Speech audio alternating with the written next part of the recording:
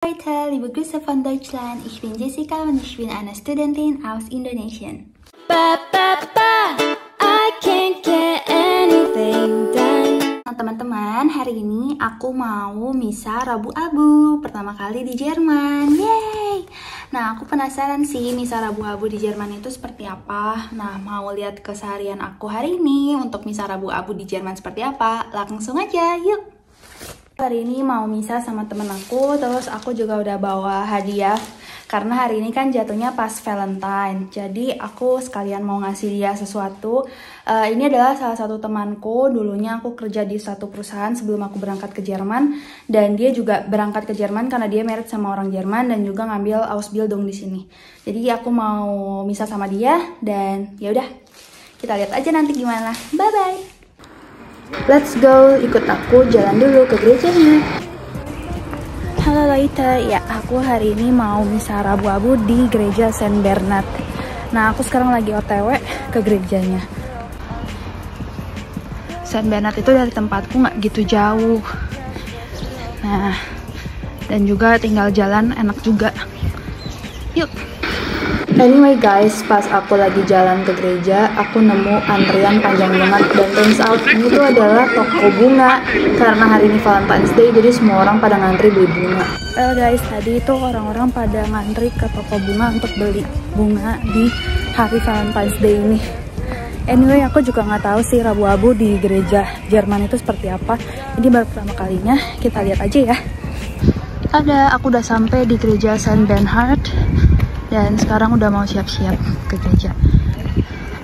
Aku bakal tunjukin misalnya di dalam seperti apa sebisa aku. Let's go! Nah teman-teman, ini adalah keadaan Saint Bernhard di hari Rabu Abu.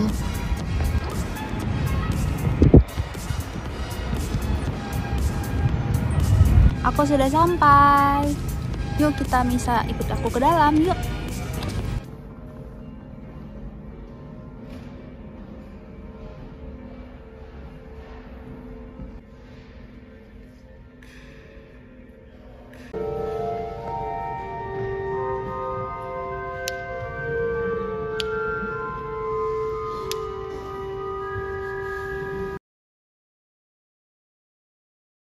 Halo Leute, guten Morgen.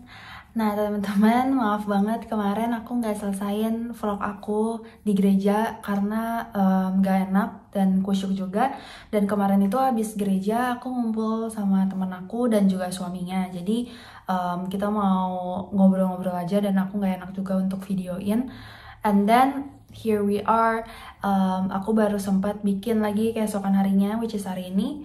Dan aku mau cerita sedikit tentang Ash Wednesday di Jerman, which is sebenarnya sih kurang lebih sama kayak di Indonesia. Perbedaannya di gereja yang dekat rumahku ini, namanya Saint Bernard, itu dia taburin gitu loh untuk abunya itu bukan ditaruh di jidat, tapi ditaburin di atas kepala. Ingat gak sih teman-teman waktu pas zaman COVID karena nggak boleh, ternyata di Saint Bernard ini juga sama kayak ditaburin gitu. Tapi untuk beberapa gereja lain sih kalau aku lihat ya kayak adikku di Munich dia tetap dapetnya di jidat sih. Jadi kayaknya depends on the church sendiri.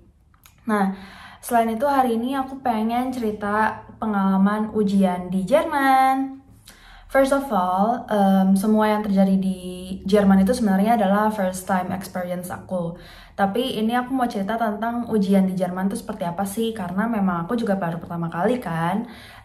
Pertama, ada dua tipe ujian yang aku tahu ya. Yang pertama ada oral exam, which is kita ngomong, ujiannya itu lisan, atau written exam, yaitu nulis. Nah, untuk yang oral exam ini tuh aku cukup takut sih waktu pas awal-awal karena aku bayanginnya kayaknya serem banget gitu dan preparationnya juga nggak sebegitu lamanya. Dan itu tuh benar-benar kalau kita tuh kayak apa ya, kayak sidang skripsi gitu tapi cuman buat satu modul, satu subjek pelajaran doang gitu. Dan di situ aku ujian mengenai investment and finance and quantitative methods, which is setelah oral exam itu kalian langsung tahu nilainya berapa karena profesornya langsung bilang ke kalian, okay, you got this grade. Nah, puji Tuhannya aku udah lulus dan aku mau cerita Kalau aku nggak lulus aku nggak bakal cerita karena aku sedih. Tapi puji Tuhannya aku lulus, dan aku mau cerita kalau untuk persiapannya itu aku intinya bikin sebuah case investasi, dan dari case itu aku bikin solusinya apa, penyelesaian masalahnya seperti apa. Aku bikin rada sedikit complicated karena menggabungkan beberapa bahasan gitu. Contohnya kayak untuk mencari apakah investasi yang tepat, aku menggunakan metode untuk perbandingannya gitu. Aku jadi pakai beberapa parameter, which is kayak NPV, payback method, and then IRR, and aku tambahin sensitivity analysis. And the last one, aku juga combine sama taxable consideration. Nah, untuk semua itu aku rangkum dari satu case dan aku bikin jadi satu solution, and then aku present di depan profesornya. Jadi dibagi jadi 3 part. Yang pertama kita dinilai berdasarkan presentasi kita, sekompleks apa sih, se-fluent apa, sebagus apa presentasi kita. And then yang kedua diskusi. Diskusi ini juga dinilai berdasarkan apakah kamu bisa menjawab pertanyaan semua yang ditanyakan oleh kedua profesor uji. Nah, setelah itu masuklah ke part ketiga. Nah, part ketiga ini yang rada nyeremin karena kita harus belajar the whole subject. Kayak ada 2 subjek kan, yang quantitative method sama investasi finance. Pertanyaannya itu ya udah bisa random aja karena dia itu random acak menggunakan Excel.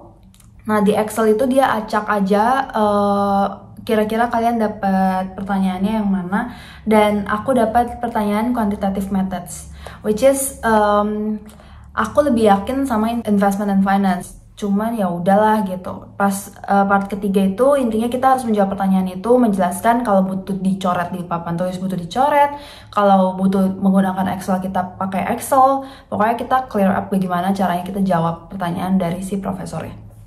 The last one ada written exam. Untuk written exam sih sebenarnya sama ya kayak di Indonesia, which is aku juga udah pernah ujian untuk bachelor aku di Indonesia, dan kurang lebih sih sama ya dari model soalnya.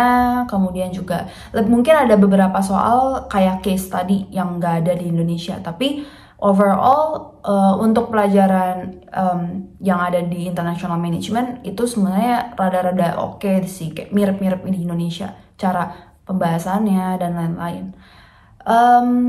Ya bedain adalah setiap kali aku satu ujian itu dihitungnya satu modul. Satu modul ini tuh ada 2 subjek pelajaran yang biasanya tuh langsung digabung dalam satu waktu. Contoh, aku ada ujian 2 mata pelajaran. 2 mata pelajaran ini total 60 menit. Jadi yang satu itu kerjainnya cuma 30 menit, yang satu lagi 1 jam. 30 menit, satu lagi 30 menit juga gitu. Nah, itu harus dibagi waktunya. Sebenarnya terserah kita sih porsinya mau taruh yang mana yang lebih besar. Segitu aja sih dengan pengalaman aku ujian di Jerman untuk semester 1 ini. Next month aku bakalan mulai semester 2 dan mungkin akan lebih challenging. Semoga aku bisa lewatin dan aku bakal bisa share lagi ke teman-teman semua. Semoga membantu. Auf Wiedersehen. Tschüss.